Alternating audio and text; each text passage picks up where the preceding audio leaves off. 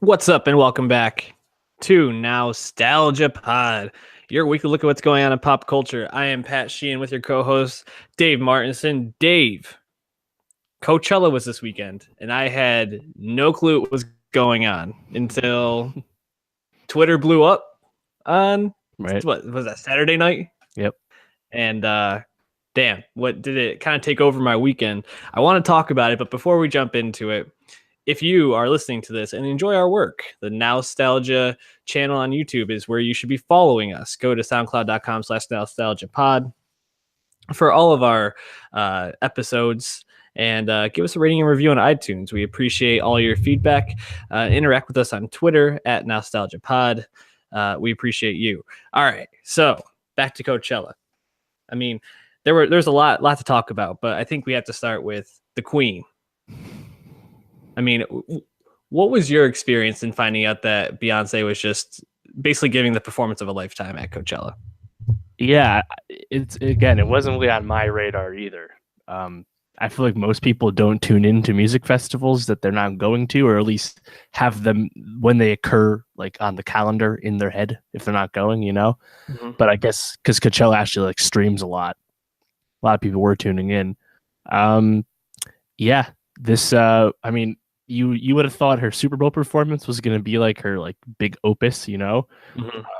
Then in hindsight, a much larger set with a bigger, more dependable stage makes it sound ridiculous to ever suggest that in the first place. And yeah, pretty nuts. I mean, the amount of pieces that people wrote about this performance is definitely unexpected, but you know, it's kind of stupid to ever doubt Beyonce in terms of the cachet she has in terms of current performers.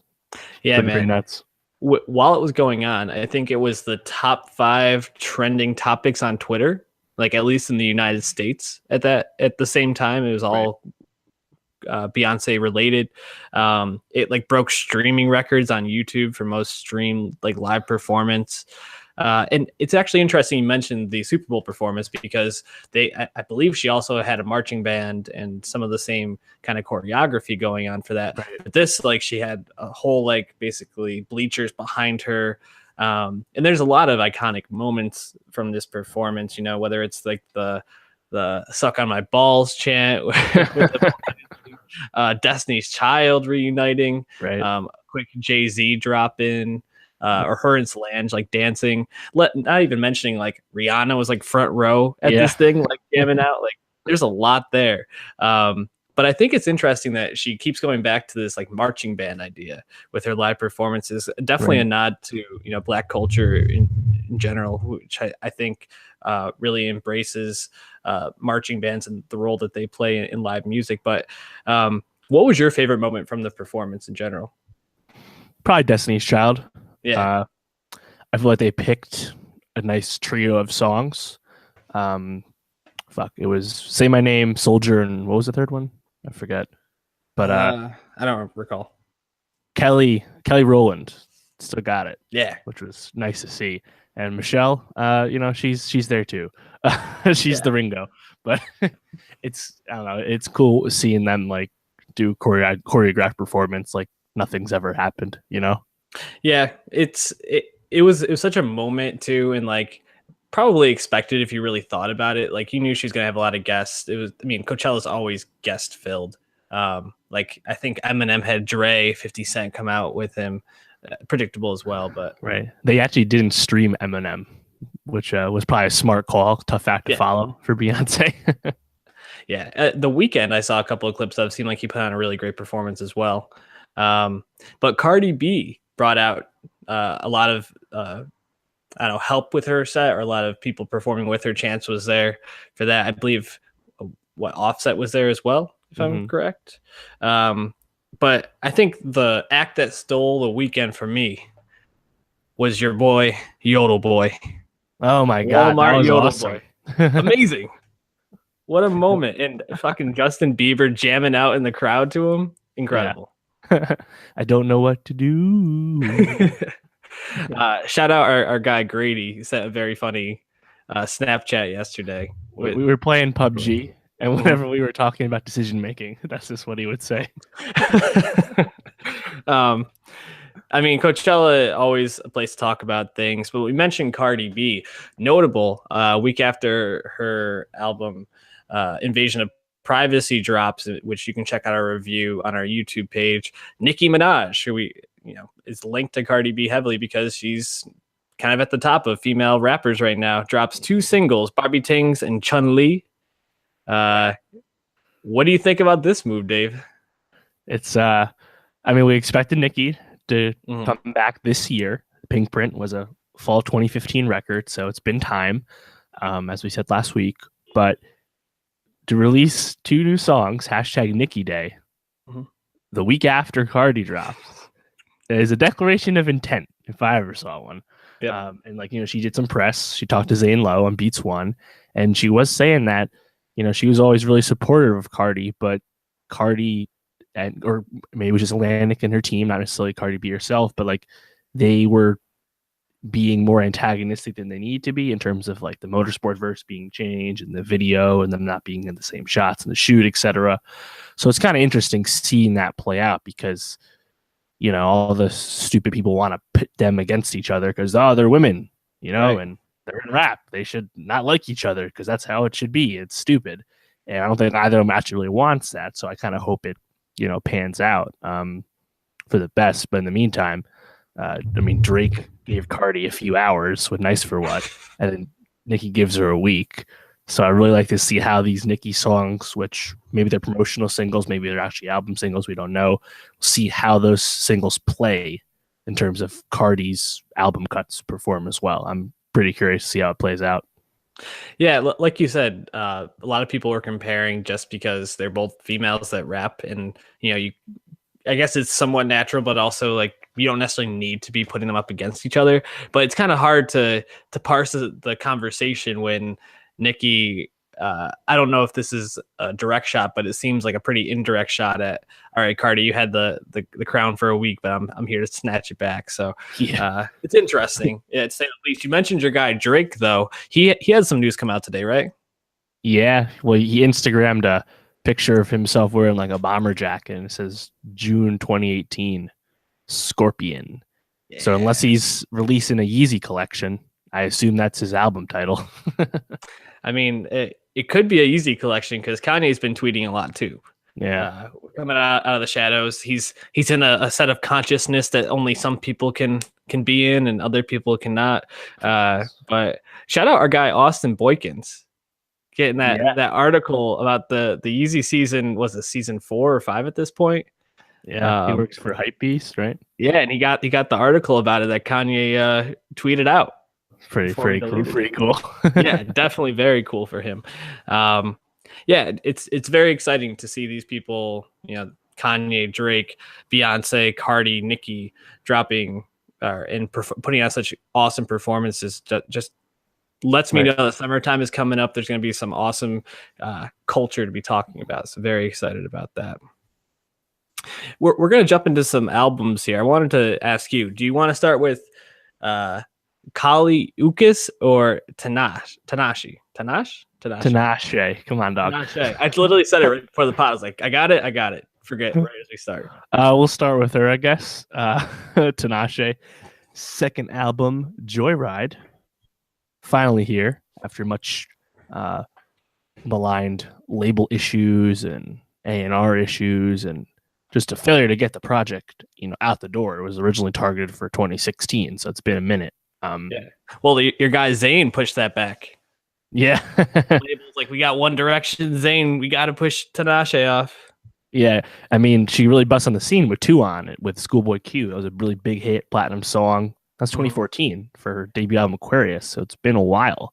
And it's not like she ever went away or anything. She was always out. It's just she really couldn't get the album out the door.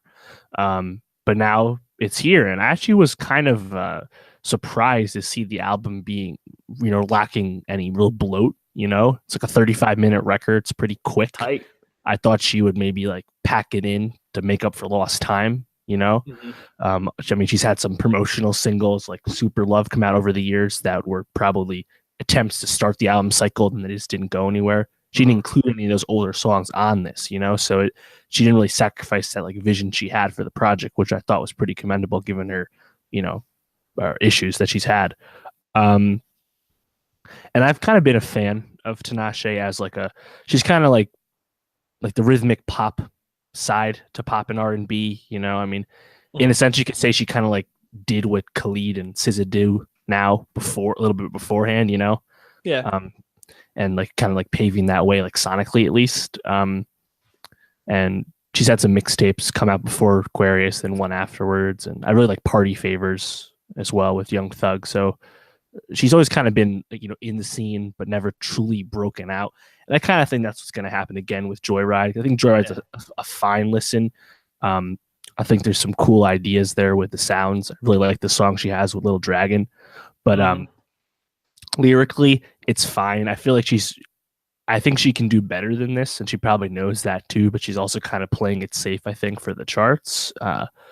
And I think that's kind of what the lasting impression will be, just because it'll be hard for anyone to really, you know, latch on to any of these songs long term. Was my guess would be, and I don't think it's going to sell very well, unfortunately. But I mean, what was your take on it? I think you hit most of the key points. I mean, for somebody who's been kind of in the public sphere since she was a child, and you know, she's been an actor, she's been in a girl band, she's been doing her solo work for a while. It's something that I'm surprised I don't know more about, honestly. And it seems like you said, this is not going to be the album that, you know, puts her to the top of everybody's playlist and makes it a must listen. But I think it's a solid record and a solid listen. Faded Love with Future and Stuck With Me with Little Dragon were the ones that stood out to me. But yeah, I didn't really find anything remarkable about this. Just an enjoyable 35-minute listen. I credit her for the, you know, like you said, keeping it short, because after a wait like that, it's easy to just be like, I'm going to throw everything out that I've been working on. She probably has a lot of other songs she just hasn't put out, but it's a good next step for her. This is her, second album? Yeah, her second album, technically. And she had some mixtapes thrown around there too. Yeah. But like, I mean, I want to give her a lot of credit too, because like she's talked about like directing music videos and having like that kind of vision, and then also her live performance as well as in her videos is like a lot of heavily choreographed dance. Like she's a really talented dancer. Like she really like gives it, like she's talked about being inspired by Jan Jackson and stuff. So I kind of want her to like, you know, get rewarded for like the effort she clearly puts in, you know, and I think the music should get there.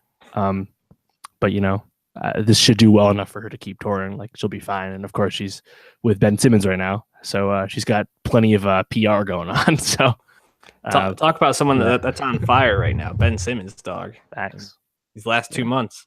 Why don't we jump to Kali Uchis with her album Isolation. Now, this is an album I can ride for right here. This shit sounded remarkable. For someone that I had never listened to before, she only had her EP in 2015, Por Vida. I mean, this kind of blew me away, because I was expecting this to be kind of what Tinashe was, in a way, kind of, you know, enjoyable pop album, something that overall, like I got used to and got it. And I was like, okay, I can probably skip through the rest of these songs. This thing was like very eclectic in sound. And she's a Colombian American. Her parents, I believe, are from Colombia. And I think she's from there too. Oh, she is. Okay. So she's an immigrant. I mean, it's obvious that she has a lot of influences, but the way that she kind of mixed like Latino with R&B, hip hop, and pop elements was just really impressive. What did you think of this Isolation album? Yeah, no, I think that's kind of what I latched on to too. Similar to Camila Cabello back in January, a Cuban American, the Latin flair to both projects does stand out. And you know, with Kali, her story is interesting, because as soon as she kind of like got over here and started like, you know, making music, she collaborated with fucking everyone. Like she has multiple songs with Tyler the Creator, both on Cherry Bomb and Flower Boy. Song with Snoop Dogg. She was on the most recent Gorillaz album. Song with Miguel. She's, you know, been happy to work with anyone, and people were happy to work with her. And then to make this project, which is she worked with Daniel Caesar as well and was nominated for a Grammy for the most recent Grammys, Best R&B Performance. But yeah, this album, I mean, I think it does a lot of stuff with like the pop and the R&B and the funk. Like, there's a lot of different genres in there, and you can definitely tell like all the people she has working with her. You look at the liner notes. There's a lot of talented people on the album. Like Damon Albarn's there. Steve Lacy there, big fan, of course. The Steve Lacy song also has work from Ramil from Brockhampton, which I thought was really cool. And like, I think if there's one negative I have about Kai, I don't think her vocals are amazing. You know, she's not like the best singer ever, but it's fine because all the songs are so well crafted. Exactly. Yeah, and I think I would agree that her vocals they don't blow you away, but to kind of bring in that, like, drive home that point of the eclectic nature, like, she had TV on the radio, one of the members from that who was helping her with this, which is a pretty famous band from like the early 2000s. I mean, Dave Siddick from Frank Ocean, who's a collaborator with him, Omos Keith, DJ Doll, Damon Albarn actually is on a song. Steve Lacy from The Internet is actually on a song as well, and Greg Kurstin was involved. Thundercat's involved. I mean, this is what you get when you collaborate with all these people and put in the work. They want to help you out, and it really pays off in this album. I actually thought the song with Tyler was probably my favorite one, and I thought Tyler was great on the song too. Yeah, definitely. What were the songs that stood out to you in this? Definitely the Steve Lacy song. What's it called? Just a Stranger. Just a Stranger. Yeah, and the song with Georgia Smith as well. I really liked. Yeah, shout out Georgia Smith. Like, I heard her and it, like, my ear like perked up. I also thought the intro, even though it's only like a minute 20 long, Body Language is like a really interesting way to start the album. It's like kind of psychedelic mixed with like some like Latin sound. It's really awesome. I highly recommend this album. It's probably my biggest surprise album of the year to this point, out of just coming out of nowhere and grabbing my attention. So I definitely recommend it. Yeah, I think in terms of like the pop / R&B space, it's probably the best one we've reviewed, I'd say. Yeah, I mean, it's up there with Camilla. I think it's probably a little bit better than that. Yeah, better. I mean, the Weekend EP, it's really too short. You know, it's better than that. Yeah, it's I mean, it's only April 16th, but it's definitely the best one I've heard so far. Janelle Monáe is gonna be dropping what, next week? This week. 2 Fridays, 4/27. Yeah, so I have a feeling this is gonna be short lived for Kaylee, but given the signals, yeah, we'll see. You know, I wasn't able to make it to the movies this week, so unfortunately not able to talk about any of the movies in theaters, but luckily, because we live in 2017 or 2018 now, I'm probably still a year behind, we can watch movies at home. And HBO has been dropping some pretty quality content, or at least interesting movies to watch, with Paterno and Andre the Giant documentary, produced by The Ringer, which, you know, we both are avid readers and consumers of. Why don't we start talking about Paterno, though? Barry Levinson directed a project that's been in the works for 5 years now. Was rumored to have Pacino in 2013. Some funding issues came up and it got kind of put on the shelf. And then 2017 picked up a lot of steam. And basically within like a year, this thing got filmed, put together, and released early 2018. Was it late March or early April that this came out? This month, April. So it was early April that this dropped. Stars Joe Paterno. Stars Al Pacino as Joe Paterno. Obviously, so impressive if he was in it. Yeah, very impressive. I have mixed feelings about this. It's a really tough topic because it looks at Joe Paterno and his basically like the last 2 weeks of his head coaching tenure at Penn State and the role that he may or may not have played in the Jerry Sandusky scandal. I thought Pacino was okay. It's hard for me to see Pacino as anything but Pacino, I feel like, at this point, but overall a decent watch. What was your like just overall impression of this movie? Yeah, I mean, I think it's the best Pacino performance in a number of years, which, I mean, kind of goes without saying. Al Pacino's fucking 77, you know? You weren't a big fan of, what was that, Danny Danny Collins. Danny I Collins. didn't see Danny Collins.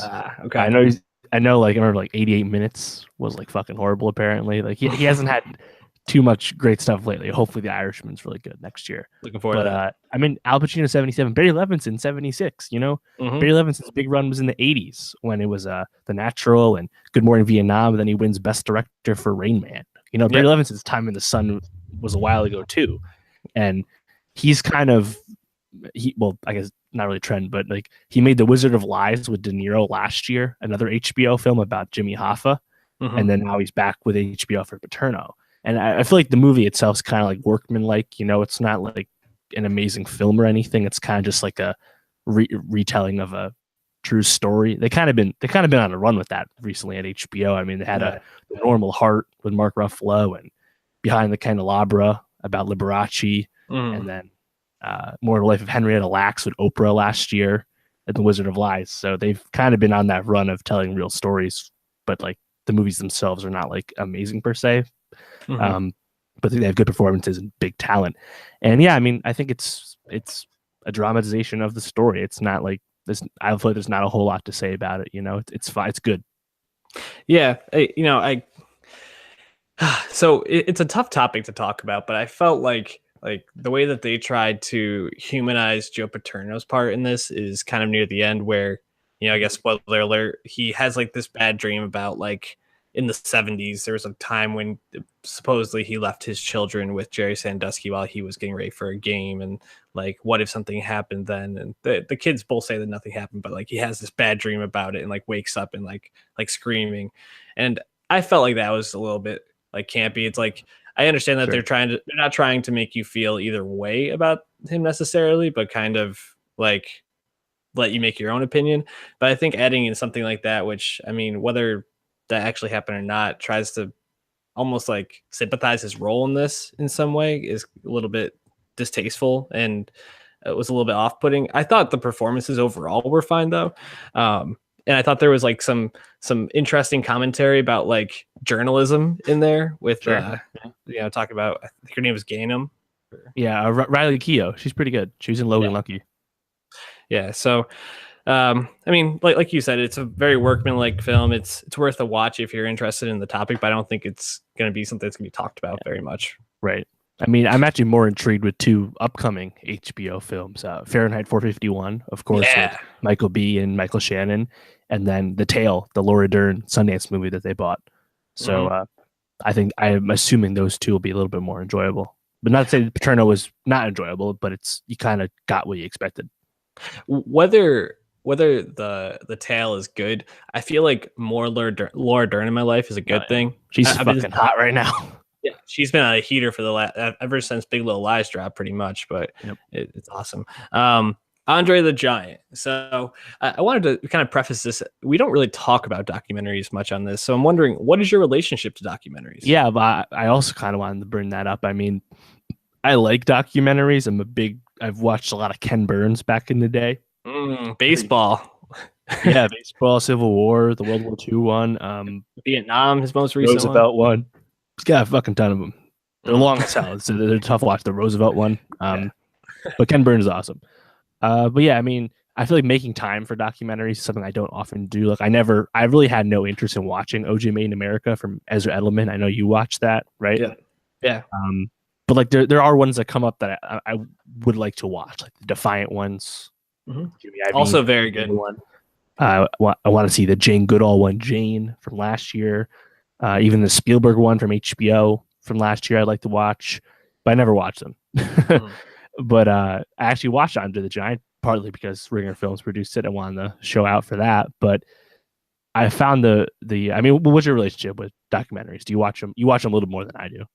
Yeah, I watch documentaries a fair bit. It has to be something that really grabs my attention. And I usually don't watch the series like Ken Burns. Like if it's on PBS late at night and I have nothing else to watch, I'll tune in to see about the the Battle of Bull Run or something like that. But I'm not gonna like seek them out necessarily. But something like the Defiant ones talking about like the music industry. What was it like?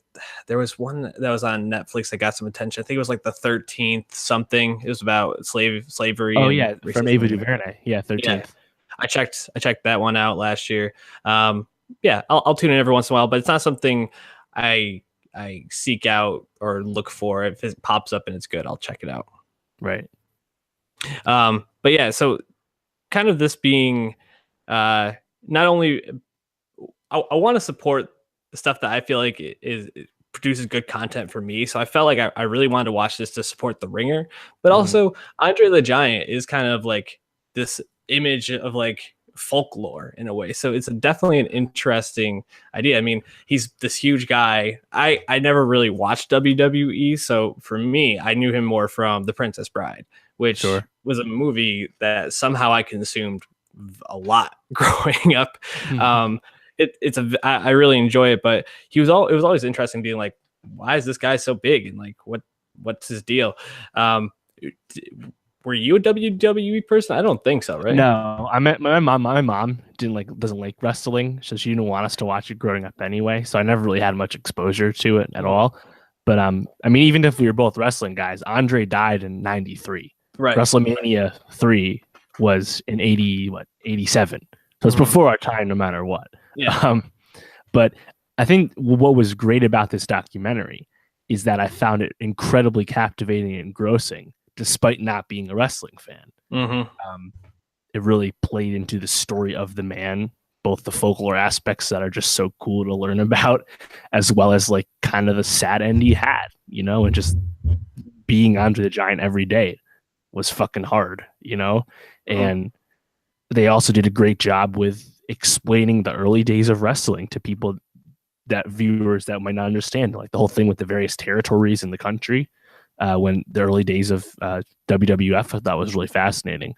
And they also, you know, they play up the Hulk Hogan rise because it intertwines with Andre. So I thought it was very well done.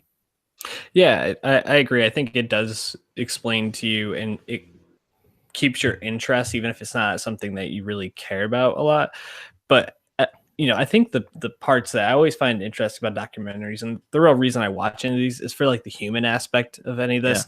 And like the moment that sits most with me is like Vince McMahon talking about like Andre the Giant and what he meant to him, like as he died, and like seeing Vince McMahon, this guy who is literally like a cartoon character. Like there's the gif of him like walking out with his arms swinging as he, you know, walking towards the ring for the WWE. Very famous like gif of him. It's almost like, all right, this guy's just like machismo dripping from his pores, and to see him like break down talking about that and seeing like the impact that someone who I again see is like this like folk figure almost in a way, Andre the Giant, like that he was a human and he had these connections, and just telling a story like that it's pretty impressive. Also shout out Shoemaker, who was just like so pivotal in this, like boss. Yeah, awesome. He was great.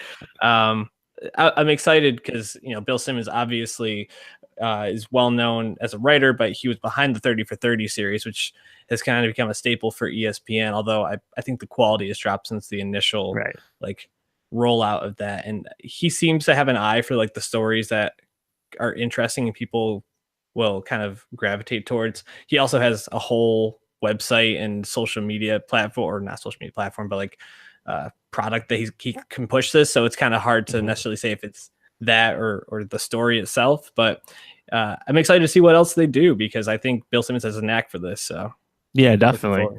And I mean, I think they picked a good director too. Jason, was it Herrier? Herrier, whatever. Yeah. He was a 30 for 30 alum. He directed the Fab Five, arguably the most popular 30 for 30 there ever is. That was an awesome one. What was your favorite 30 for 30? Was it that one? I did see that one. I also liked the Miami Hurricanes one. I haven't seen a whole lot of other ones all the way through. I don't tune into them now. There's too many. As a biased Red Sox fan, I really enjoy 4 Days in September or October. But a really interesting one is Phi Slamma Jamma, just because I never really knew about them because it was before my time, and like seeing that role was or how that rise for Houston was really interesting. You know, it was interesting listening to Jason and Bill do press for Andre and just talk about like the production of it. One interesting thing that I took hold of was the name of the doc, and like, yeah, we're just gonna call it Andre the Giant because that's what people are gonna call it. You know, if we call it some like pun or some colloquialism about being big, people won't know what that means, and they're just gonna call it Andre the Giant or Andre anyway. And I was like, you know what? That's a really good point. You don't have to overthink it, especially in the documentary department.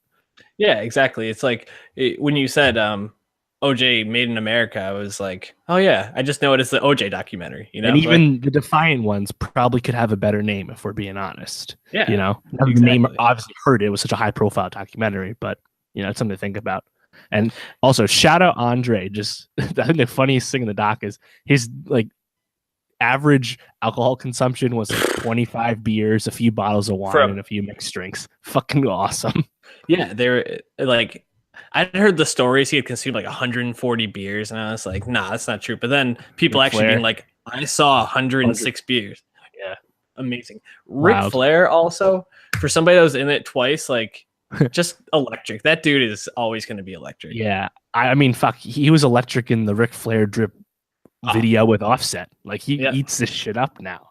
He's amazing. Yeah, he's got a size 24 shoe and a size 24 ring. What else you gotta know? Exactly. You know, jumping from one HBO product that's good to one that I think we are mixed on, Westworld. So season 1, if you want to hear our thoughts, you can go back and check soundcloud.com/nostalgiapod. Spice. Yeah, I don't know. Do we have it up on the YouTube channel? Probably, right? It's not up on the YouTube channel. That was before we were on YouTube, but it's on SoundCloud, easy to find. Fall 2016 when it came out. I gotta say though, every time the Westworld promos come on, and I hear that it's a good theme. Yeah, the piano for Nirvana or Kanye, it always draws me in. I'm like, this is more exciting and better filmmaking than almost anything in season 1 of Westworld. Which actually, maybe that's not a fair statement, because I feel like filmmaking wise, it's pretty good, but I think writing wise, and sometimes acting wise, I don't really buy it. We'll kind of talk about the problems with it, but can you give people maybe a very brief synopsis of Westworld season 1? Good luck. Well, I think so. Yeah, we're going to talk about just overview. We're going to talk about our thoughts rehash our thoughts about season 1, what we liked, what we didn't like, and how we hope the show improves for season 2, which comes out this Sunday, the 22nd. So I think that's an interesting proposition, though. Explain season 1. And when I talk to people that are, quote, huge Westworld fans, and I'm like, well, what'd you like about it? What, or even something simpler, what happened? It's a tough question to answer. I think that directly goes into one of the faults of season 1, which is that the plot doesn't make sense. Muddled. Season 1, and again, I don't want to write off the future of the show, but season 1 is a show that lived for plot twists, but not a lot of it made sense. And we're going to spoil everything if you didn't catch that by now. Like, what do you call it? What's his name? Jimmy Simpson's character, William. Yeah, he's the Man in Black. It doesn't make any more sense once you actually see the twist happen, you know?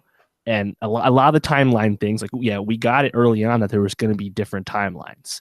We figured out that Bernard was Arnold, fine. But the whole Man in Black twist, I don't think lands at all. So just explain the whole plot. I mean, overall, one of the strengths of the show is the basic high concept, which I think the pilot's probably the best aspect of season 1, because the pilot expertly sells the show. It's like fucking living Grand Theft Auto, or in the world of Red Dead Redemption. Like, you're playing out in the Wild West. Like, cool, I got it. The problem was that once you advance past the pilot, not a lot landed after that. You just got more confused, right? But Delos Corp, we learned they run like 6 different theme parks, one of which is Westworld. We learned later there's going to be a samurai world, which should be cool in season 2. And people go there and to live out their fantasies. They're black hat if they're a bad dude, white hat if they're more pure, like William was.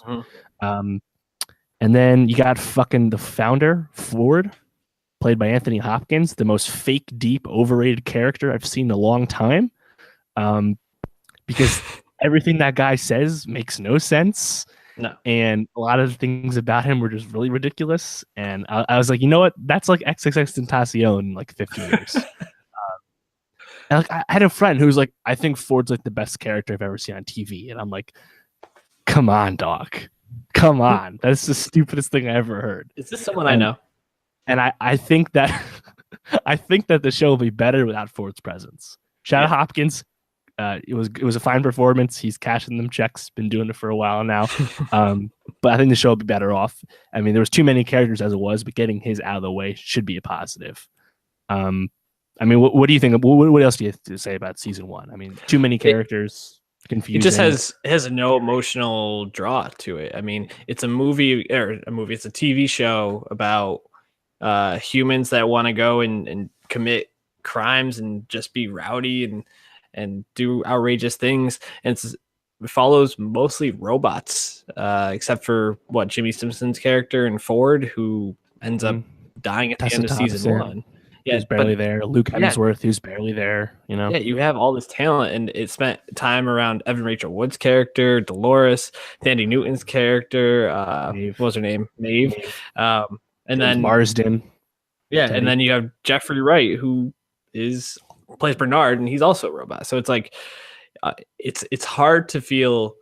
It's hard for me to really feel connected to a show unless I'm approaching it in two ways. And Westworld, I feel like set it up to be the show that was going to tell this huge story, and you're following these people and their growth, and they have these moments of triumph and depth, but really ended up just being like, what does it mean to be human? But you're seeing it from a robot's perspective. So like, what the fuck even is that question? But then the second side of it is like a show like Legion, which I think, it doesn't always maybe like draw me in emotionally the way that I would hope it was. But we talked about it last week. It's a show that we really enjoy because it does a lot of things. It takes a lot of chances. It's incredibly interesting, which I didn't really find Westworld to be super interesting all the time. Like you said, the twists were predictable and a lot of it didn't make sense. So it was hard for me to really feel like, all right, this is a top tier show. The majority of the intrigue in Westworld is the basic concept that's established in the pilot. And whenever I was like, what do you like about Westworld? Whenever anyone answers that to me, they just talk about everything we learned in the fucking episode 1. It's like you don't have any growth watching the show. And like you said, I don't have a problem with the show revolving around the robots. Like, it proposes all these things about what is humanity and what is consciousness, but doesn't actually do anything with them. We waste all this time about the fucking maze. Like, stupid convoluted plot that was clearly rewritten as they made the show, was readied to death as the season progressed. And you have these bigger themes that we can definitely see they're out there and they're just not being played with. I mean, like, things that work well, obviously the show is fucking beautiful. It's expensive as fuck. HBO's behind it. HBO's invested in it. That's why I'm optimistic for the future, because this is their post Game of Thrones zeitgeisty show. Right. And that's actually, the talent is there. They just got to use it better. Yeah, and that's actually one of the things I think could make this show really interesting and something that I actually end up liking in season 2. They've alluded to like robot samurais or this part of the world where there's like samurais. This show can get super weird, and it can become like Legion and just do interesting things every week, and have these even like bottle episodes where you're just venturing into this little world. Maybe I'm not going to be super emotionally invested, but if I'm going with the expectation that this is just going to be a show that explores all these weird things and how these people navigate this, or even if it's robots navigating it that have some sort of like sentient emotional capability, then yeah, sure, I can probably find it enjoyable. I'm going to watch it just because it's HBO and it's one of their premiere shows. But I don't think it can get to the level of a show like The Deuce or a show like The Wire or something else that's premiere on HBO, just because I just don't think it has the soul to it that those shows have. Yeah, I agree. I mean, the best robot character is probably Maeve. I think that's pretty obvious. Thandie Newton, great job. The arc her character goes on is fucking absurd. I mean, those Delos technicians were idiots the whole time. It didn't make sense. No. Okay, promising. I'm not a big fan of Dolores. No shots at Evan Rachel Wood, but they don't humanize Dolores despite all the fucking one-on-one talking she does with Ford and fucking Bernard. It just didn't work. And I feel like a lot of late season reveals and like moments, a lot of it just doesn't land. This doesn't feel earned, and they can improve that. And I think I'm almost expecting. I'm pretty much going to guarantee that season 2 will going to be better because they had more time to work on this, more money. They weren't. I don't think they rewrote it. And they're going to know of all their mistakes from season 1. So I assume it's going to get better. But man, I always feel like being that guy whenever people talk about season one. I was like, can you actually think about it for a minute? And like, because again, it's a premiere show, it's an event show. You got to hold it to a standard. You can't just say, oh, I want to watch the Cowboys and fucking, like it's more than that. No, I remember we were talking with one of our friends who I won't call out on this, but I asked, yeah, what was your favorite part of season one? Oh, I really liked Dolores's character. What'd you like about it? Oh, I thought it was really interesting. Oh, she's a robot, but she's starting to become human. I was like, oh, you mean episode one? Got it. Exactly. But also, yeah, like you to kind of touch on Dolores for a second. It seems like from the promos, and obviously it's just the promos, but that they're actually moving away from the idea of like humanizing her and actually kind of making her like this almost like menacing, like Two-Face type overarching bad person, which is kind of what you got at the end of for the master plan, that final scene, in a way that she's some like larger role in all this. But right. Jimmy Simpson's character and also I guess Ed Harris's character, since they're just the same person, different timelines, I think could be one piece of this that could be interesting if they fleshed it out a little bit more. Although I don't know how interesting it is that he fell in love with a robot and just can't like parse his feelings out from that. Well, yeah, it still doesn't make sense that he became a fucking stone cold killer, right? Cynical guy. It still doesn't make sense. Like the transition just didn't happen. They just kind of told us, hey, you were right, it's him. But like we still don't know why, and assumingly we'll get more. But as it stands right now, it still was pretty weak, that transition. Any predictions or anything you want to throw out there before season one starts? I mean, that most recent trailer does show a lot of action. Yeah. I mean, the robot rebellion stuff, we kind of saw that coming, but that should be cool. Samurai World, whatever it is. Tessa Thompson looks like she's wearing like a bulletproof vest in the park. Mm-hmm. I'm happy that she's giving her something to do. Please. She really didn't do anything in season one. She was just like stunt casting, basically, even though she wasn't quite that famous yet. Right. But you watch that trailer, can you predict much of anything from it? Not really. Nope. They're just kind of be like, Westworld, deep quote here, deep quote there, think. Right. It's like, all right, fine, I'll try. well, like you said, they kind of did make or wrote a lot of it on the fly, or rewrote a lot of it on the fly last year, which hopefully, they'll come in with a concept and a clear vision, and we'll just execute that instead of bouncing around or trying to appease whatever fans are talking about in the Reddit threads. That was an issue Lost had, and that's kind of why Lost at the end of its like fourth or fifth seasons really started to go down in quality, because it kind of just started not making any sense. They openly talked about how they were very reactive in the writers' room at that stage of the show. Yeah, which is actually interesting, because I feel like Lindelof almost like overcorrected with leftovers. Leftovers, because he pretty much just like, I have an idea and I'm gonna be as weird as I want. Except I guess between season 1 and 2, he kind of was like, I guess I need to make this a little bit lighter. But other than that, like, he was like, I have an idea, we're following this, and I'm gonna tell the story I want. So I think Lisa Joy and Joe Nolan's a good team for Westworld. And again, HBO, this is their premier product, so they're invested in it. Yeah, man. I mean, world. Yeah, I was gonna say, no Thrones this year. What do you think will be the show that, like, I don't know, as the Watch Pod might say, takes the belt? Well, that's actually an interesting point, because this Emmy season, which will cut off in the summer, no Thrones for this upcoming Emmys, no Veep for this upcoming Emmys, and those are two of the big winners recently. Yeah. So there's a lot of opportunity for a show like The Handmaid's Tale, or if Westworld actually gets through, who knows?